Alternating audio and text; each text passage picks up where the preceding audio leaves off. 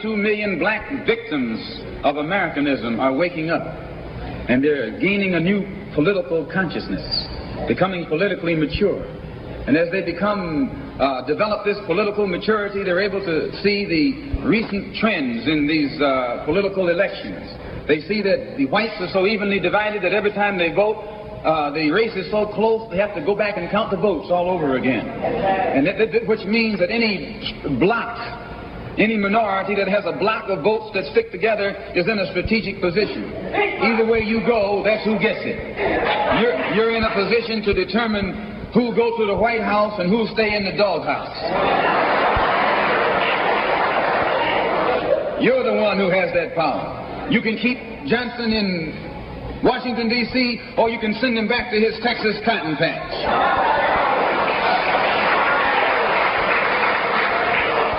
You're the one who sent Kennedy to Washington. You're the one who put the present Democratic administration in Washington, D.C. The whites were evenly divided. It was the fact that you threw 80% of your votes behind the Democrats that put the Democrats in the White House. When you see this, you can see that the Negro vote is the key factor. And despite the fact that you are in a position to be the determining factor, what do you get out of it? The Democrats have been in Washington, D.C. only because of the Negro vote. They've been down there 4 years. And all other legislation they wanted to bring up, they brought it up and gotten it out of the way, and now they bring up you. And now they bring up you. You put them first, and they put you last. Because you're a chump.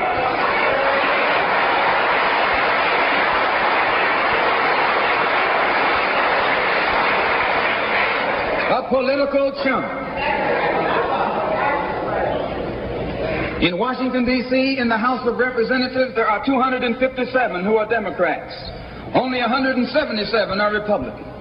In the Senate, there are 67 Democrats. Only 33 are Republicans.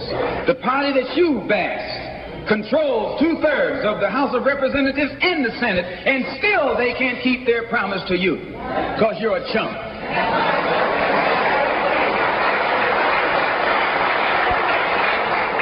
Anytime you throw your weight behind a political party that controls 2/3 of the government, and that party can't keep the promise that it made to you during election time, and you're dumb enough to walk around continuing to identify yourself with that party, you're not only a chump, but you're a traitor to your race.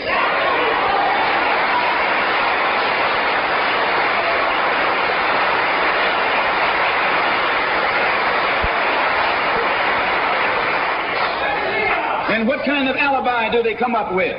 They try and pass the buck to the Dixiecrats. Now, back during the days when you were blind, deaf, and dumb, ignorant, politically immature, naturally you went along with that. But today, as your eyes come open and you develop political maturity, you're able to see and think for yourself. And you can see that a Dixiecrat is nothing but a Democrat in disguise. You look at the structure of the government that controls this country. It's controlled by 16 senatorial committees and 20 congressional committees.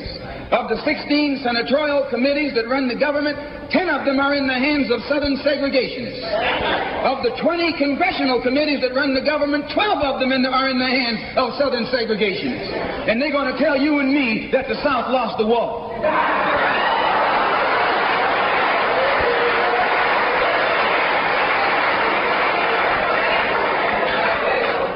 Today are in the hands of a government of segregationists, racists, white supremacists, who belong to the Democratic Party but disguise themselves as Dixiecrats. A Dixiecrat is nothing but a Democrat.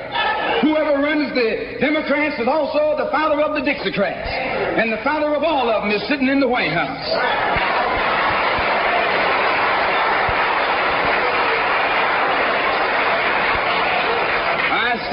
I say it again.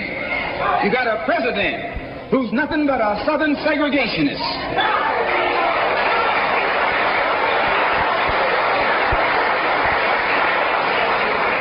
From the state of Texas. They'll lynch you in Texas as quick as they'll lynch you in Mississippi. Only in Texas, they lynch you with a Texas accent. In Mississippi, they lynch you with a Mississippi accent.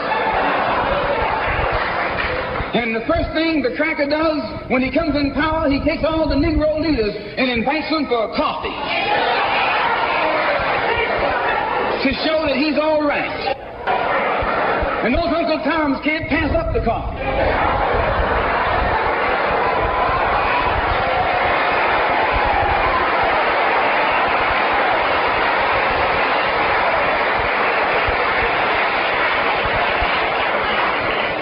They come away from the coffee table telling you and me that this man is all right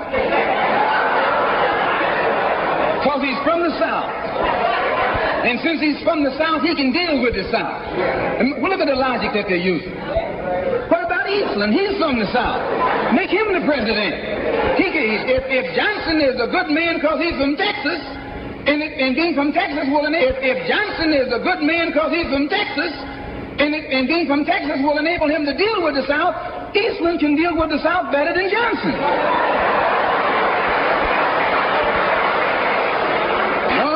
Say you've been misled, you've been had, you've been took.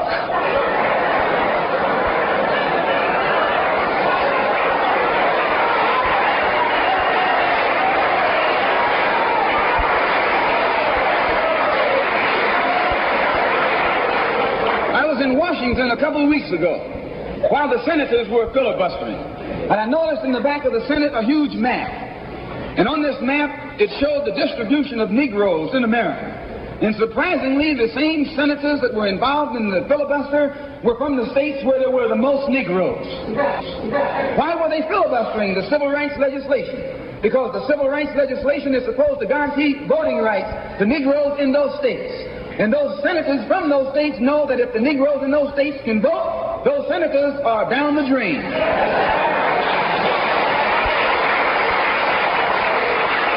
The representatives of those states go down the drain. And in the Constitution of this country, it has a stipulation wherein whenever the rights, the voting rights of people in a certain district are violated, then the representative who's from that particular district, according to the Constitution, is supposed to be expelled from the Congress. Now, if this particular aspect of the Constitution was enforced, why, you wouldn't have a cracker in Washington, D.C.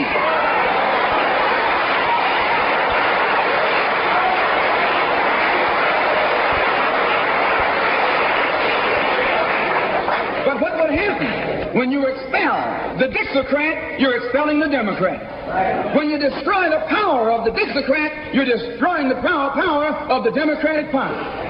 So how in the world can the Democratic Party in the South actually side with you in sincerity when all of its power is based in the South? These Northern Democrats are in cahoots with the Southern Democrats.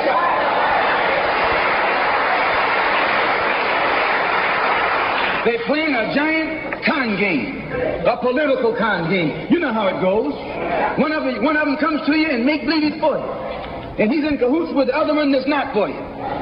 Why? Because neither one of them is for you. But they got to make you go with one of them or the other. So this is a con game. And this is what they've been doing with you and me all these years. First thing Johnson got off the plane, when he became president, he asked, "Where's Dickie?" You know who Dickie is? Dickie is old Southern cracker Richard Russell. Look here. Yes. Lyndon D. Johnson's best friend is the one who is ahead, who's heading the forces that are filibustering civil rights legislation. You tell me, how in the hell is he going to be Johnson's best friend?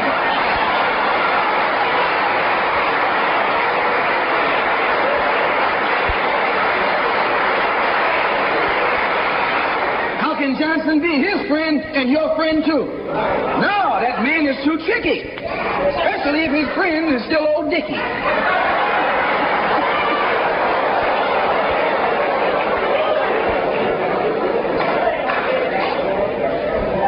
Whenever the Negroes keep the Democrats in power, they're keeping the Dixiecrats in power.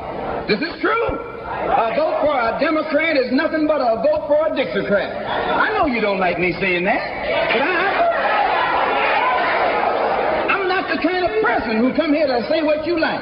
I'm going to tell you the truth whether you like it or not.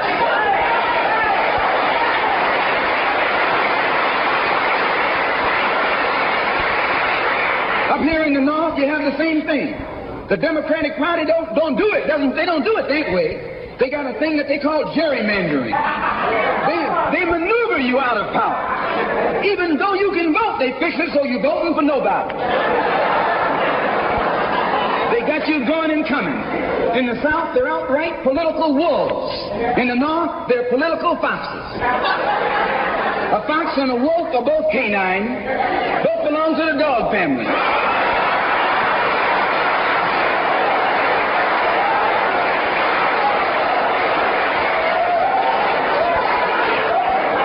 Now, you take your choice.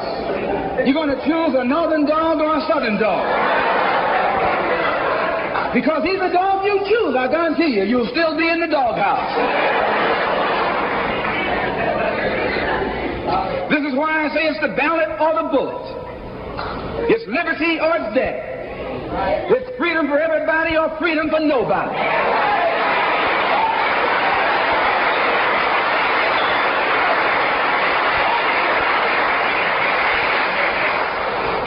America today finds herself in a unique situation. Historically, revolutions are bloody. Oh, yes, they are. They have never had a bloodless revolution or a nonviolent revolution. That don't happen even in Hollywood.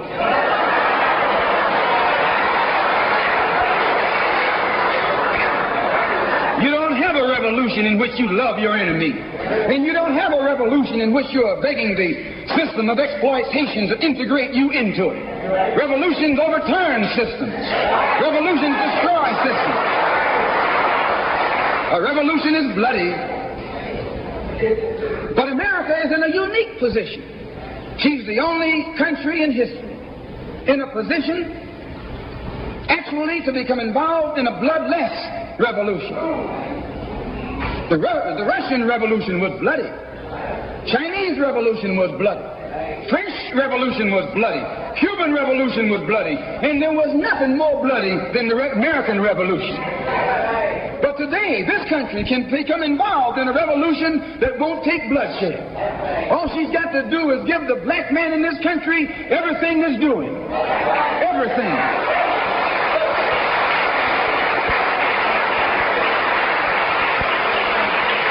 I hope that the white man can see this. Because if you don't see it, you're finished. If you don't see it, you're going to become involved in some action in which you don't have a chance. And we don't care anything about your atomic bomb. It's useless. Because other countries have atomic bombs. When 2 or 3 different countries have atomic bombs, nobody can use it. So it means that the white man today is without a weapon. If you want some action, you got to come on down to earth. And there's more black people on earth than there are white people on earth.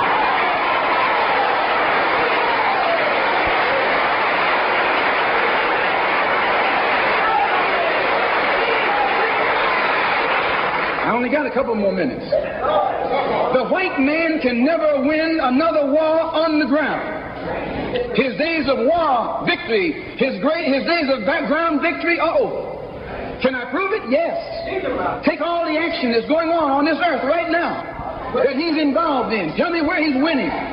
Nowhere. Why, some rice farmers, some rice eaters ran him out of Korea. Yes, they ran him out of Korea.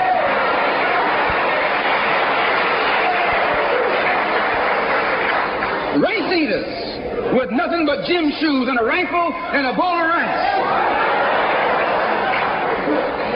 Took him and his tanks and his napalm and all that other action he's supposed to have and ran him across the Yalu. Why? Because the day that he can win on the ground is past. Up in French Indochina, those little peasants, rice growers, took on the might of the French army and ran all the Frenchmen. You remember Dien Bien Phu? No.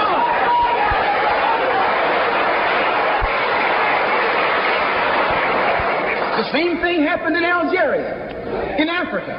They didn't have anything but a rifle. The French had all these highly mechanized instruments of warfare. But they put some guerrilla action on. And a white man can't fight a guerrilla warfare. Guerrilla action takes heart, takes nerve, and he doesn't have that.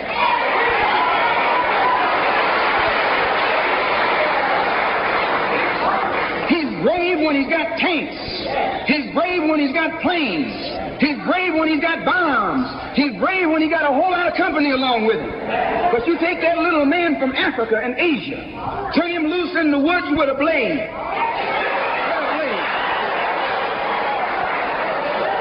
That's all he needs. All he needs is a blade. And when the sun comes down, goes down, and it's dark, it's even Steven.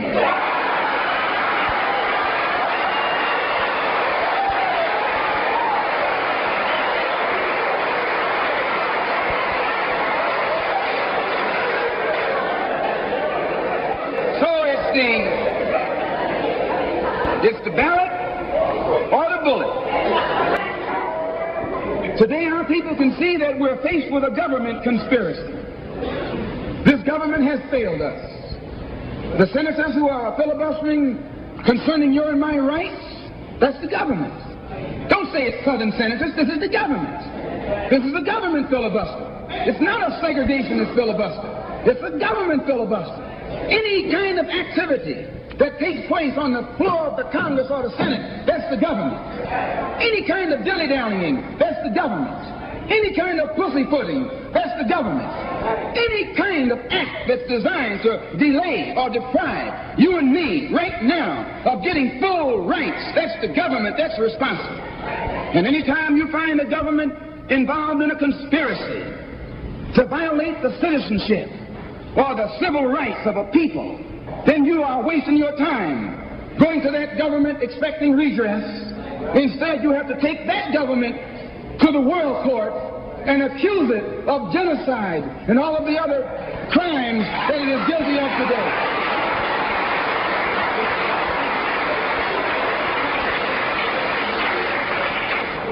So those of us whose political and economic and social philosophy is black nationalism have become involved in the civil rights struggle. We have injected ourselves into the civil rights struggle, and we intend to expand it from the level of civil rights to the level of human rights. As long as you fight it on the level of civil rights, you're under Uncle Sam's jurisdiction. You're going to his court expecting him to correct the problem. He created the problem. He's the criminal. You don't take your case to the criminal, you take your criminal to court.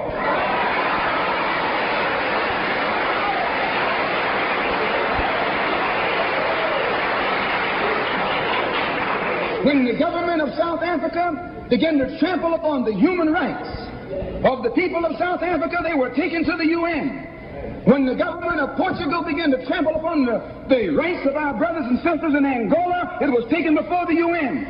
Why, even the white man took the Hungarian question to the UN, and just this week, Chief Justice Goldberg was crying over 3 million Jews in Russia about their human rights, charging Russia with violating the UN Charter because of its mistreatment of the human rights of Jews in Russia.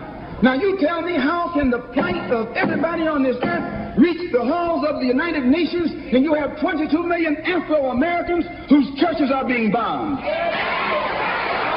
whose little girls are being murdered, whose leaders are being shot down in broad daylight? Now you tell me why the leaders of this struggle have never taken it before the United Nations.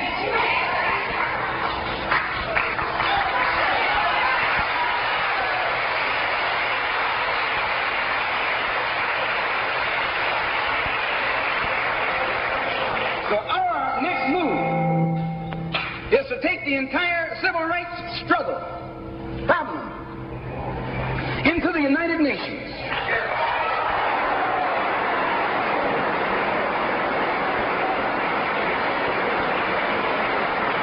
And let the world see that Uncle Sam is guilty of violating the human rights of 22 million Afro-Americans, and still has the audacity or the nerve to stand up and represent himself as the leader of the free world.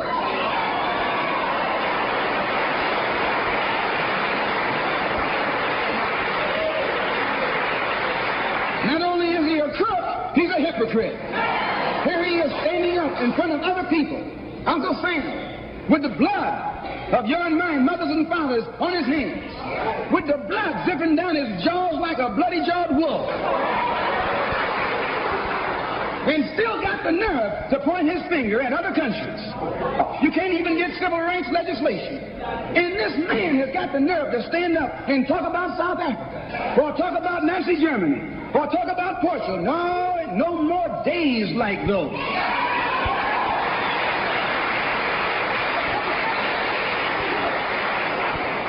So I say in my conclusion, the only way we're going to solve it, we got to unite in unity and harmony. And black nationalism is the key. How are we going to overcome the tendency to be at each other's throats that always exists in our neighborhood? And the reason this tendency exists, the strategy of the white man has always been divide and conquer. He keeps us divided in order to conquer us. He tells you, I'm for separation and you for integration, and keep us fighting with each other. No, I'm not for separation and you're not for integration. What you and I are for is freedom.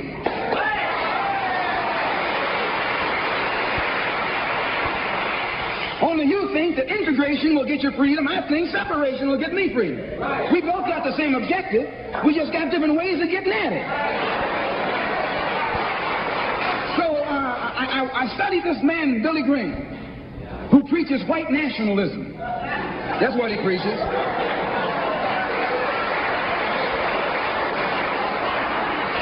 I say that's what he preaches.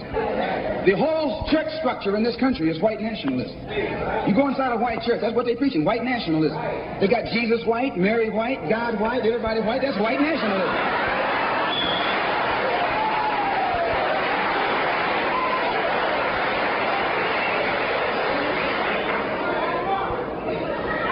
So what he does, the way he circumvents the jealousy and envy that he ordinarily would incur among the heads of the church. Whenever you go into an area where the church already is, you're going to run into trouble. Because they got that thing, what you call it, syndicated. So they got a syndicate just like the racketeers have. I'm going to say what's on my mind because the preachers already proved to you that they got a syndicate.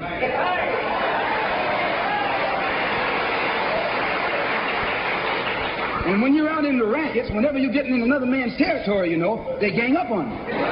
And that's the same way with you. You run into the same thing. So how Billy Graham gets around that, instead of going into somebody else's territory like he's going to start a new church, he doesn't try and start a church. He just goes in preaching Christ.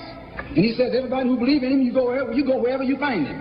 So this helps all the churches, and so since it helps all the churches, they don't fight him. Well, we're going to do the same thing, only our gospel is black nationalism.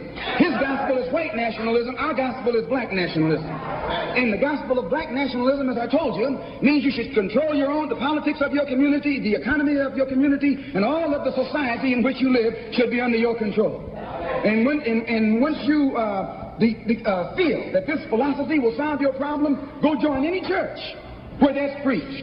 Don't join a church where white nationalism is preached. Now you can go to a Negro church and be exposed to white nationalism. But when you walk in a Negro church and a white Mary and some white angels, that Negro church is preaching white nationalism.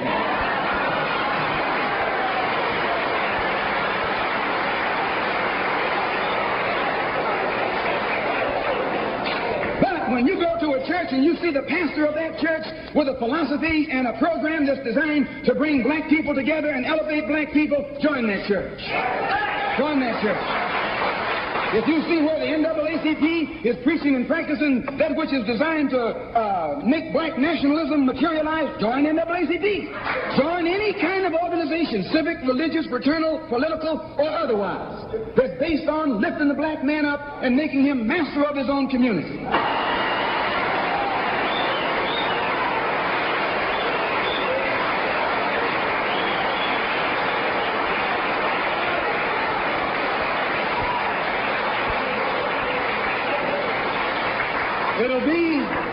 It'll be the ballot, or it'll be the vote. It'll be liberty, or it'll be death. And if you're not ready to pay that price, don't use the word freedom in your vocabulary.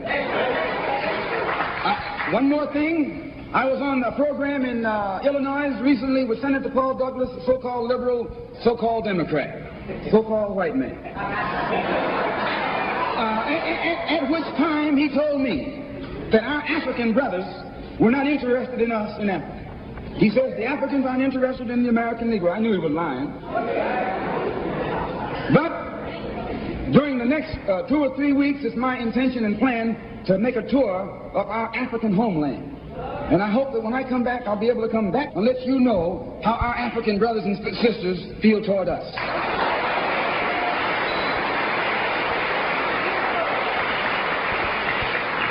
And I know before I go there that they love us. We're one. We're the same. The same man who has colonized them all these years colonized you and me too. All these years. And all we have to do now is wake up and work in unity and harmony, and the battle will be over. I want to thank the Freedom Now Party and the Goal. I want to thank Milton and Richard Henry for inviting me here this afternoon, and also Reverend Clegg. And I want them to know that anything that I can ever do at any time to work with anybody in any kind of program that is sincerely designed to eliminate the political, the economic, and the social evils that confront all of our people in Detroit and elsewhere, all they got to do is give me a telephone call and I'll be on the next jet right on into the city.